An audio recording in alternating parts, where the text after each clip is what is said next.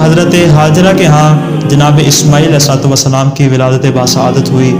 تو 7ویں روز ختنے کی کھال خود گر گئی، اور جب جناب سارہ نے یہ منظر دیکھا کہ حضرت حاجرہ کے ہاں اولاد ہو چکی ہے لیکن جناب سارہ کے ہاں اولاد نہیں ہوئی، تو جناب حاجرہ کو گویا ایسے تانے دینے لگی جس طرح کے کنیزوں کو تانے دیے جاتے ہیں۔ جناب حاجرہ نے جب یہ تانے سنے تو ان کی آنکھوں سے آنسو جاری ہوئے، اور جب جناب اسماعیل نے یہ منظر دیکھا تو ان کی آنکھوں سے بھی آنسو جاری ہوئے۔ اسی اثناء میں حضرت ابراہیم علیہ السلام گھر تشریف لائے اور دیکھا کہ ماں بیٹا دونوں کی آنکھوں سے آنسو جاری ہیں اور دونوں زاروں قطار رو رہے ہیں۔ حضرت ابراہیم نے سوال کیا کہ اے اسماعیل تم کیوں رو رہے ہو؟ جناب اسماعیل نے عرض کیا بابا جان میں نے اپنی ماں کو ایسے روتے ہوئے دیکھا اس لیے میری آنکھ میں بھی آنسو آ گئے۔ جناب ابراہیم نے حضرت حاجرہ سے تمام ماجرا دریافت کیا اور انہوں نے تمام